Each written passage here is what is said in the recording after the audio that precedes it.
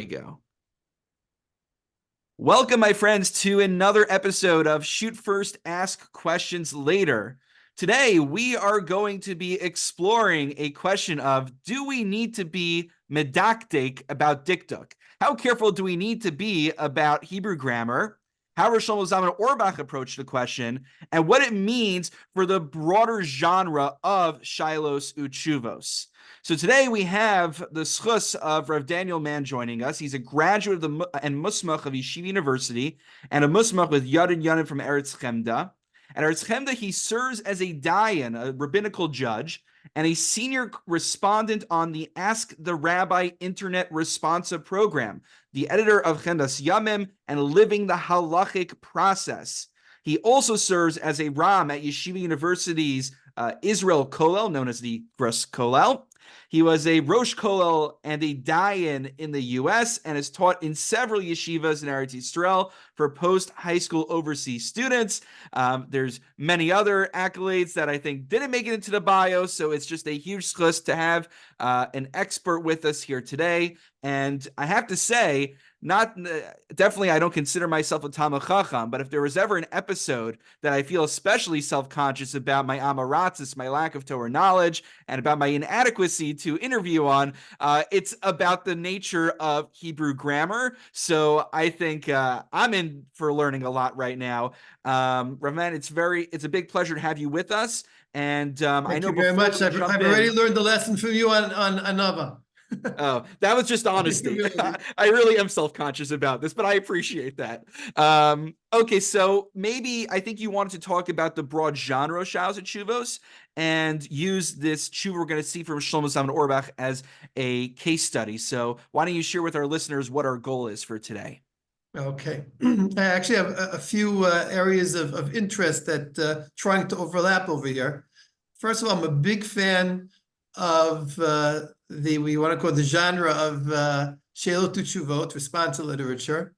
I enjoy using it, and I think it's fascinating. To me, the most fascinating type of learning of halacha that there is. But along with it, sometimes something is fascinating, it's complex. And the complexity sometimes causes challenges or even dangers of using Sheilot Utshuvot in the wrong way or not carefully enough. So I want to do a little bit of overview of that and then go back as an example, give an example of a very short tshuva by Rav Shlomo Zalman Auerbach, we'll discuss a little bit later.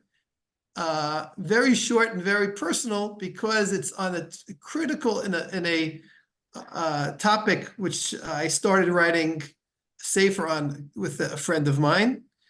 And the tshuva was written to my friend about close to 40 years ago. Okay, wow. So that's a little bit of what we're going to get into. So we're not just looking at an abstract tshuva that you picked out of a book randomly, but this is personal experience comes into play.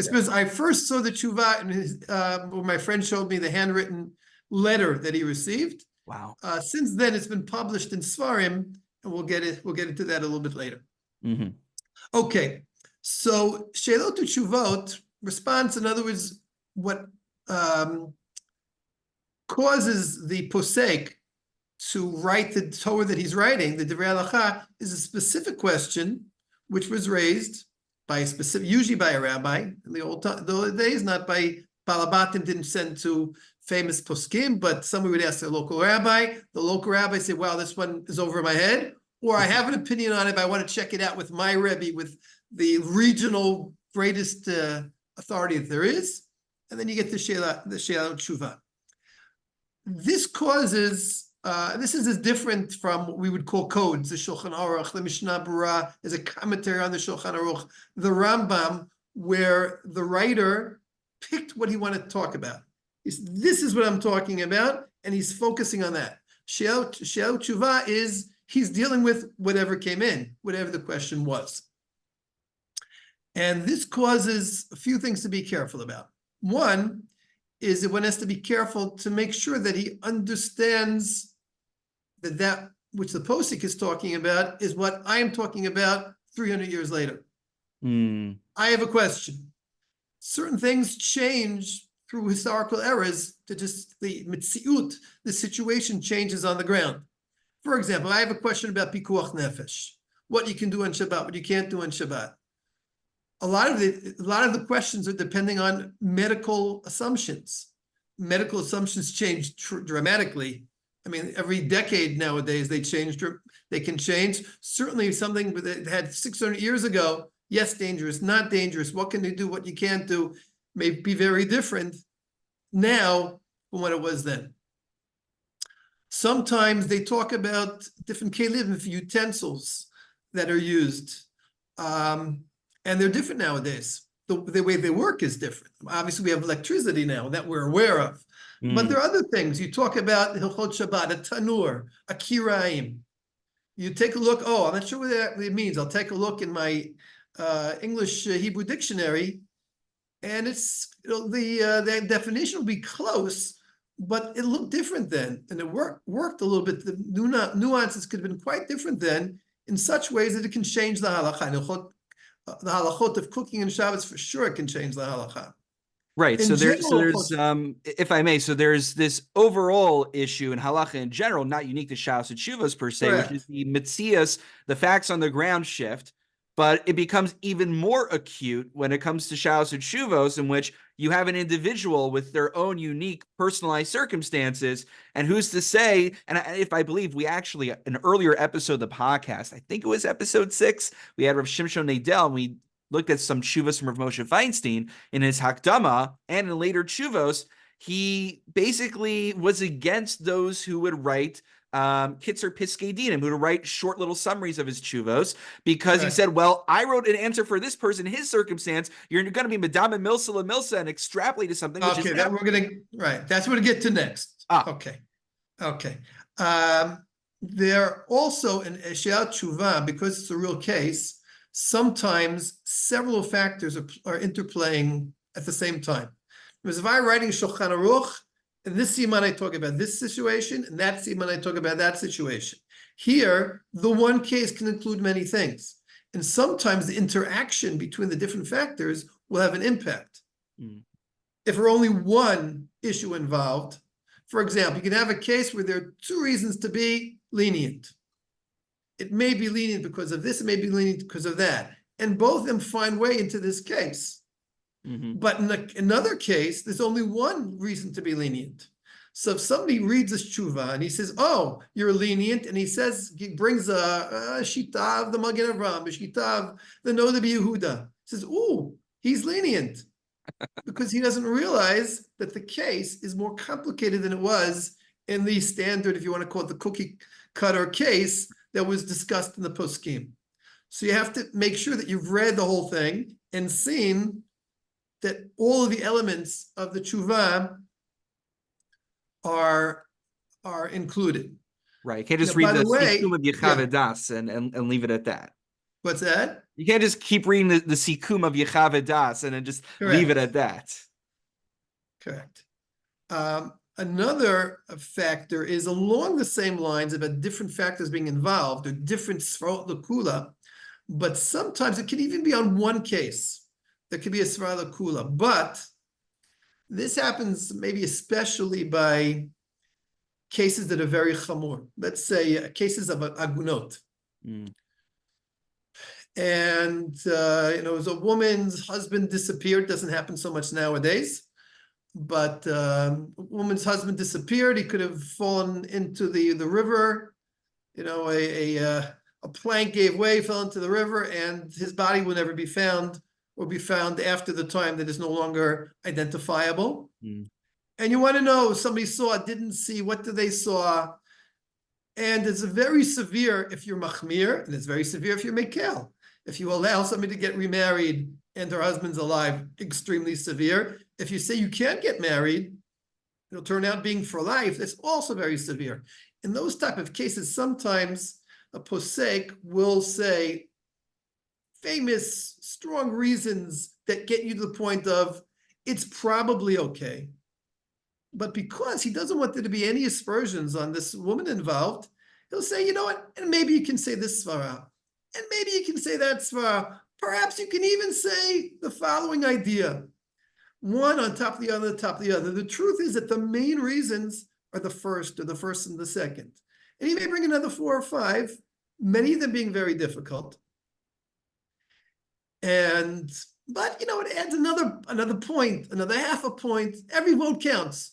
Right, it's another sniff. It just it Correct. The reminds me of sniff certain lahakel. shuvos. You'll see like what comes to mind is like Rav Moshe on marijuana, where I think he gives about 5 different reasons why marijuana is usher. Or I think on the bicycle, so yeah, you'll see it's Eliezer. I think at least it's 3. So I think Correct. someone once pointed out. I forgot You're where I pointing out heard that this. sniff lahachmir. So you can have a Right, sniff it's snip lahachmir or sniff lahachmir. lahakel. Right, it's the other way. It's going the other Right. way. But basically, it's more of like a quantitative, critical mass of reasons that each one on its own might not be compelling Right. So independently. sometimes you have each one on itself, but they're all relatively equal. Mm, Sometimes you have one, and if somebody's writing a shayla to tshuva shef, you think about whether you should put it in, which is not equal. It's really difficult. It's really a huge chidush that nobody would rely upon by itself, right. or even in a main type of way. Just, you know what? Maybe this is true. I have seen shuvot where something which is brought as a 6th or 7th reason, and is something which is found only in that shuva, and they'll say, "Hey, look at this! Don't blame me. It's the Nodav Yehuda who says it. Nachtam Sofer says it." And he brings a quote, and if you take a look even just at that piece, you say it's true. He wrote that. You didn't notice that's brought there as a 7th or 8th reason, and not something to be relied upon in and of itself. Right. I find we haven't done an episode on this yet, but we should. I think one of my favorites is the classic Sri on co-ed singing, and everyone quotes that as like a heter gumor for men and women to sing together. And then you like actually read the tune, you're like, oh, he was like bending over backwards for a kier situation where like they wouldn't be from otherwise, and it was only from music, and basically he's like contorting himself to make it work. And then in some communities, just like, oh, Sri, yeah, men and women can sing together, of course. It's Right. I think And that's like an example that's salient to me. right. But so just because we're obviously constrained to 30 minutes, so are there any Okay. other major methodological points that we should be thinking of before we get to the Shlomo Zalman Auerbach tshuva, or do you want to Okay. jump into that? Just very briefly, another thing is that shuvot are often very long. Mm, And old shuvot, some of them are not republished, and nowadays we can get to them through Otzar Chochmah and different things, are very hard to read. The letters are hard to read. The incredible amount of abbreviations that some of them are not even learned people are not so used to, and they're long. It's hard to read through a whole thing. But if you don't read through a whole thing, you may not get nuances, and you may not realize at the end he presents something. At the end, he rejects it, right. or he says qualifies it. If you don't read through the whole thing, you may miss it. If you quoted by somebody else, he may send a quote and you think you got it because it's quotation marks. The person's not going to lie. And he's not lying. But if you don't see it in the context, you don't see what happened to it at the end. Okay, those are general type of things. And it would be interesting now to get into the specific case that we're dealing with. Mm-hmm. I have been involved in different ways in Krias HaTorah for many years. Most of my life, I was not a regular Balkori. I'm usually Balkori when my services are needed. And some years I'm in a situation, yeshiva and kollel, where I'm needed more and some less. So I've lain many times in my life, many times I don't. When I'm not, we have a rule that was developed by Rosh Kollel, Rav Miller, that we do not allow anybody who wants to call out a correction to do so. Mm. Because sometimes corrections that should not be made are called out and just confuse matters, embarrass and confuse. But 2 people always do that. And I'm always, as a staff member, I'm always one of those 2 people. So, I think a lot about when to correct and when not to correct. And I also have discussions with the smicha students after laning. Why did you correct that? Why didn't you correct that? And I explain based on this rule of dikduk, that rule of dikduk. Maybe you were right. Maybe I should have. Maybe I shouldn't have. Wow. I think about it a lot. And I have a friend who knows more of dikduk than I do, Rabbi Menachem Jacobowitz. And sometimes on Sunday mornings, I discuss with him, hey, I made this correction. Should I have? I didn't make that correction. Should I have? And we discuss it. And for years, we've been saying, you know what? Someday we have to write a sefer. about the rules and the application of the rules, when to correct, when not to correct. To me, it's an important, it's a critical matter. It's not like being matir aguna that we mentioned before, but you don't want to embarrass people, and you want to be yotze the mitzvah of laning. You want to find the right balance between not overworking the balkore and not let him get away with things which passel the laning. So we are now, last year we started to work on putting out this sefer. Shatova Muslachas. Now, Rabbi Jacobowitz has been an expert in Krias HaTorah for many, many years. From the time he was a kid, he was very into it. He's very bright. And he knew a lot of Dikduk already from a young age. He also happened to be a distant relative of Rabbi Shlomo Zalman Auerbach. Oh, wow. Who was, for those who don't know, he was one of the Poskei Hador, wonderful, wonderful Talmud Chacham, who died, I think it's now 28 years ago, lived in Yerushalayim. Most of his writing is actually not his own writing. A lot of what's said in his name is in the Shmirat Shabbat Kilchata. Rav Neuwirth, to his Talmud, put out things that much of it comes from Shlomo Zalman Auerbach. And since he died, many svarim have been put together by his teachings and by letters that he wrote and shuvot that he sent.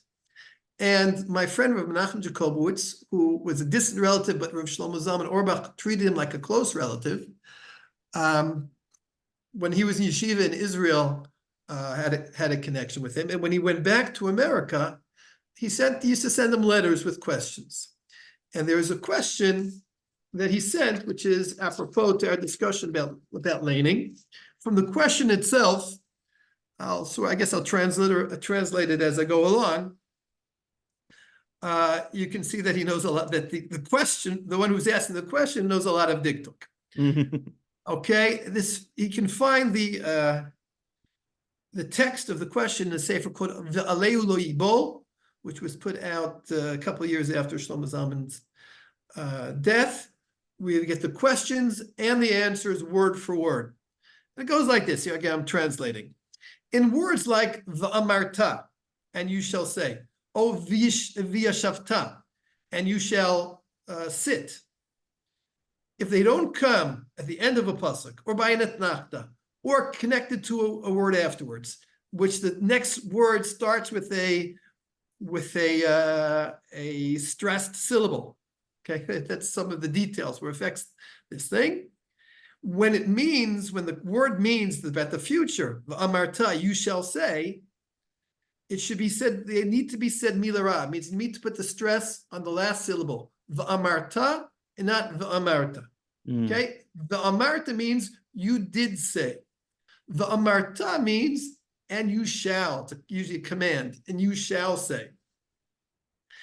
So Rabbi Jacobowitz, at the time not rabbi, probably about 19 years old, says most Balei Kriya don't know these rules, and therefore they don't always distinguish. In such things, should you let it go, since most people don't distinguish, just like Ashkenazim don't distinguish between ata and ata, okay, with aleph and ayin. What is the different pronunciation for people like me who don't know? I can only do it approximately. The ayin is supposed to be ata, something like that. More guttural. Much more guttural. By the way, like the word aza, okay, is with an ayin, and that's why the English speakers cannot say a guttural ayin. That's why they call it Gaza. Interesting. I didn't realize that. Aza, but there's no ah in English, so it turns out to Gaza. Okay, in other words, like that. Right. So he says, Kamosh Ashkenazim ain't mavchina bein ata lebein ata. So he says that this is Ashkenazim. And I think like one of the fundamental questions here is, is there such a thing as an Ashkenazic version of pronunciation that's legitimate to the degree that it doesn't make these distinctions? It's interesting. I always see, because Ashkenazim will make a distinction between a tough and a suf, That doesn't Right. seem to exist in the Sephardic Nusach or in the modern Orthodox, which is like A trying to tough, a imitate tough Sephardic. without a dagesh should probably be done fa. So does Like, so here's I guess like the here's the non-Jews question. have it right. What's Shabbos or Shabbat? Right. How did non-Jews call it? Sabbath. Sabbath. The th is correct. They actually got it right. If there's a th, right? So I guess here's a question before we go any further. Many times you hear in discourse that people say, the Sephardim got it right, or the Yemenites especially got it right. In your estimation and assessment, is there anyone who actually we could confidently say accurately pronounces the words as Moshe Rabbeinu and the Jews did back then? Because we've had a I'm lot not a shift big over expert, time. but from my understanding, the Temanim have it either right or almost right. Then is it Temanim incumbent vowels upon are us to similar to switch to? Ashkenazi. I would say Ashkenazim have the upper hand by vowels, and Sephardim have the upper hand by consonants. Huh. But Temanim have more consonants than regular Sephardim do. Right. So the question here So, is an Ashkenazi who doesn't make these distinctions like between an ayin and an aleph or milil and milra, where they put the emphasis on the word. Could we say that is just the Ashkenazi way of speaking? right. Well, there's a difference between Mila El and Mila Ra, where to put the stress and the aleph and the ayin. Anybody can put the stress one way or the other. Mm-hmm. It's just a question whether you take the time to learn it. Right. It's not something you can't. I have great difficulty saying ayin. Okay, this is after practice, and it still doesn't come out good. Or chet. Mm-hmm. It's very hard for me to do it, and I can't do it consistently now. But it's not like I it's can. fuzzy. Like I can look out and see if the Gedolei. I mean, I don't know. Did the Gedolei Ashkenaz? Did Rav Moshe Feinstein, Rav Aaron Cutler, and Rav Elyashiv? Were they? Do we know whether they were makbid on these things? And if not, I wouldn't that be can't a say about raya any that we don't need to specific be? one, but few. There were some who did, but few. So if the And it needs working Gedolei because Torah, the place you come from doesn't have it. You don't have it in Yiddish or in German or in Polish or in Russian, wherever you're coming from. Nobody around you does it. And therefore, as a little kid, you don't learn it. And it's very hard to learn things. I mean, I've lived in Israel now for 36 years. I don't sound like an Israeli when I speak Hebrew. I just can't. I sound more Israeli than I did 35 years ago, but it's just hard to do. Mila El, Mila Ra, you just have to learn what to do. Okay, so right? there's a difference, it might be a difference, but the Gemara the Gemara says that you shouldn't let to be I think he's actually talking about Birkat Kohanim, you shouldn't let somebody who does an aleph like an ayin. Mm-hmm. Aleph and ayin, it mixes up between aleph and ayin.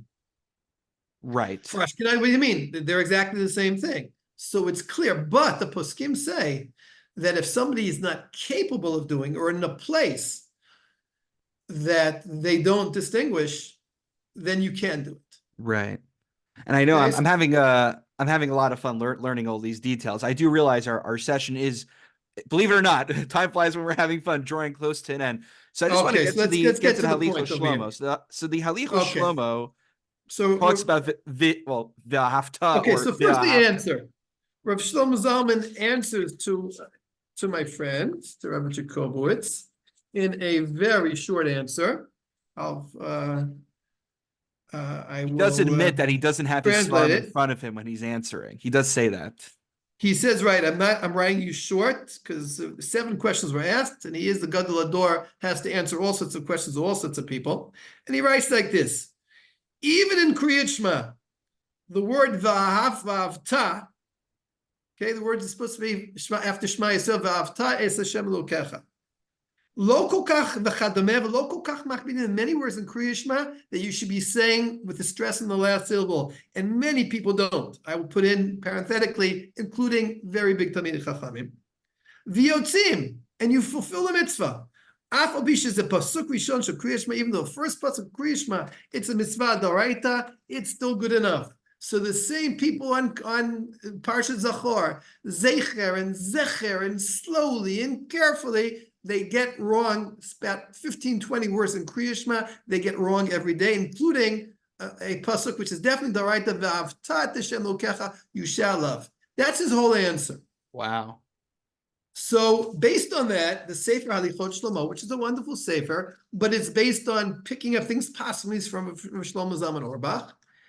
Over there, he says that if a person reads V'ahavta, putting the stress in the wrong place, there's no need. You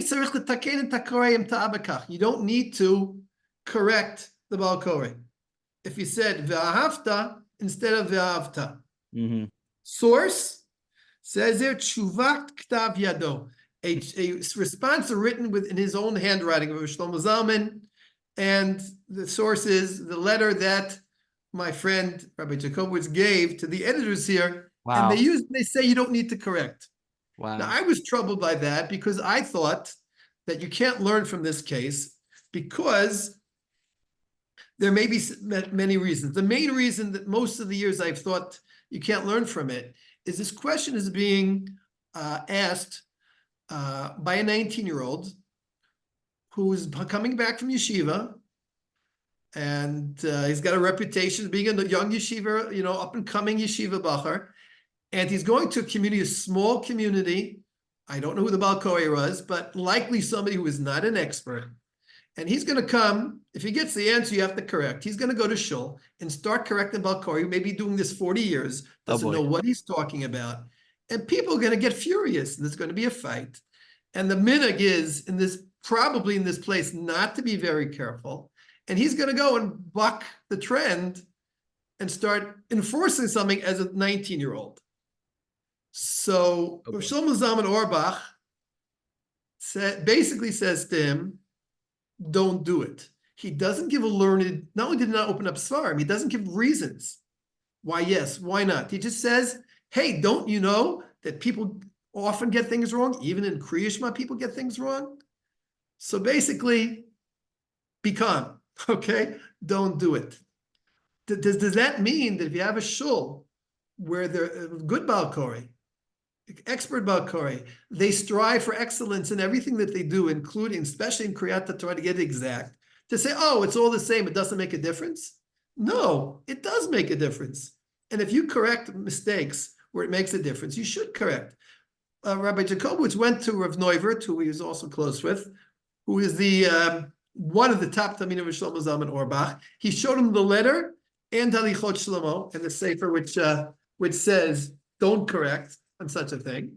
And he asked him, should we correct for such a mistake where the stress changes from past to present to past? Should you correct? And you said, yes, absolutely correct.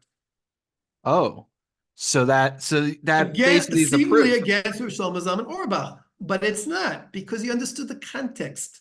They were talking, first of all, about a shatat chak, that, to cause fights in your shul and start correcting things that nobody's ever corrected, that's a very big shatat, very extenuating circumstances. Another thing also, one of the factors we said, when people don't know how to distinguish, that may be a factor. Now, if you're talking about a place where they've never distinguished, in the 80 years history of the shul, they never distinguished such things, then that might be a reason not to do it. But if you go to a different shul where they are careful about it, sometimes they're careful because by rote, and sometimes because they understand the dikduk behind it, whatever the case is, they are careful about these things, then you would need to correct it. And therefore, to generalize based on this two-line answer, okay? It's a two-line answer over here, and say this is a rule that stress doesn't, whether you say stress in the first syllable, the second syllable, the last syllable, doesn't make a difference. That is not correct. Right. And I think this is an important point, which is many poskim, we look on the shelves. I'll speak for myself. I look on the shelves and I see all these different shuvos from Rishonim and Achronim and some from Gaonim. And almost in my mind, subconsciously, I imagine like the posek was set out one day to write a sefer of shilos and shuvos and planned on publicizing it for everyone to read. But the truth is, like in this case over here, many of them are really just what, shilos and shuvos. They're just letters to whoever sent them a shaila.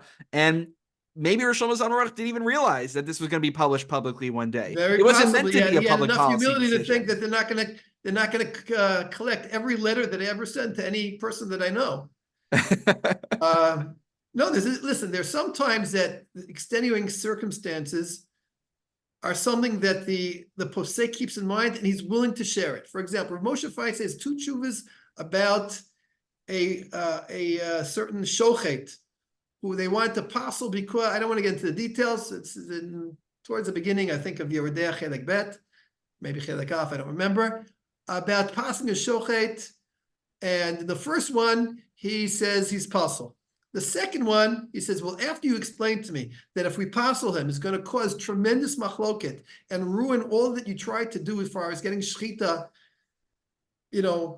set in the place you live, it's going to cause it. Then he gives a longer tshuva where he can be creative and perhaps be lenient. There, Rav Moshe Feinstein decided during his lifetime that both tshuvas can go out in the sefer and back to back, and you can see what Shatat Chak has in mind. Right. But if it's something which is done after a person dies, to pick tshuvot that he didn't accumulate and say, give to my son, and say, many did this, by the way, I don't want to publish during my lifetime. After my lifetime, you can do it.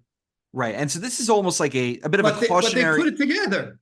Right. He put them together, but we don't always have that luxury of that forethought. So what we have here is a bit of a cautionary tale. And here we have an explicit black and white sif in Halichos Shlomo telling us that, yeah, okay, v'hafta, what's the difference based on this tshuva that was written to a very precocious 19-year-old, but nonetheless to his unique circumstance. And now it's been expanded into basically what is explicit halacha for everyone else to go apply to their own situation. I do wonder if there'll be conversation to put an additional footnote in Halichos Shlomo now. I'm not sure if you're working toward that, but just I'm not on the editorial board there, but I would vote for yes or to take it out. Wow. In general, on svarim like this, when I quote them and when I write the tshuvot, if it's not something that he put out himself, I always write in the name of. I won't say Rav Shlomo Zalman Auerbach said. I will say that it is said in his name. Now, it's a wonderful sefer. I use it. It's very helpful. But you always have to be careful that in a sefer like this, the quantity may affect the quality. Some of the things, I got it from notes of somebody's shir. Those can be wonderful and exact, but you should always know what your data is that you're using. So this is I'm working on but know the level of accuracy that you can expect from it. Right. I'm working on a pun over here, but it's funny how we're having a conversation about Dikduk and being precise, and here we have a lack of Dikduk just in the editing process here, not about pronunciation, but in the editing process. So I'm amused by that. I'll think of a more pithy formulation for that when I upload the podcast.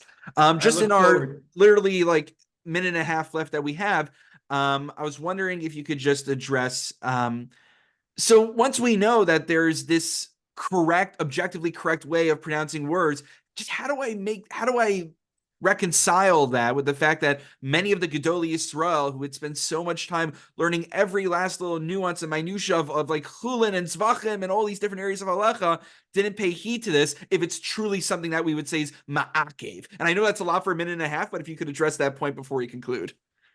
I am very torn by that question. Maybe in the sefer that we're writing, which I hope are writing for Eretz Chemda, we may get into it a little bit. When I was younger, maybe more, I don't know, idealistic is the right word over here. I went around, I made a listing of all the things in Krias HaTorah, all the mistakes that people make on this point, and try to convince people to be careful. I succeeded in getting my children to be careful. That's it. Wow. Not my Talmidim, not my colleagues. I showed it to Talmidei Chachamim. I said, listen, in their shuls, by the way, they read it right in shul when they lane. But that's the way they were taught by their mother when they were 3, or by their cheder or their ganenet when they were 5. And this is the way that you do it. And I have, as I get older, I have more respect for that. So while I would suggest to anybody to do it, there are the svarot. Again, one svar might be that because a lot of people get it wrong. Another svar that might be actually the next chapter I'm writing in the sefer is about things that when there are exceptions to the rule, Hmm. once there's a rule, there's exceptions to the rule, then maybe the rule is not correctable anymore. In Wow. other words, there are cases that in the future, it's not on the last syllable. Huh. For example, we do it all the time, depending what your diet is, be how many times a day you do it, or how many times a week. Benching, v'achalta v'savata uverachta. Okay, it's not v'achalta v'savata uverachta. V'achalta Oh boy, that's how I pronounce it. verachta, but in the middle it's v'savata. Why is it v'savata, not v'savata? The answer is because there's not nachta there. Oh wow. There, because of that nachta, it changes. So then you can say once in the nachta, the tune can change the word, the rule already is not so important. This And is therefore not correctable. Once this there are yeah. changes and it's not set in stone, and then you don't correct. That might be Wow. another reason. I'm just like I'm soaking in so much of this, and in a good way, my head is spinning, and this is why I can't wait for your safer to come out. God willing, Unfortunately, Bimheir. you're going to have to wait because it takes time. Okay, but well, b'shat tova mitzlacha. So as we say, Thank you very b'meir much. b'yameinu, it should be done, as you said, not just quantitatively, but with the time it needs and the quality. And Hashem should bless you to continue all the amazing work you're doing for Klal Yisrael. I continue to read and follow all of your You articles. too, with all the Continue to work have that you fun. do and your shul and the other things, the podcast, and brachos hatzlachos to the listeners and certainly the chayalim, who at the time we're saying this is still in harm's way. Everybody should be protected and be successful in their undertakings, their positive undertakings. Amen. Amen. Thank you so much for your time. Wishing Hatzlacha and Amen to everything.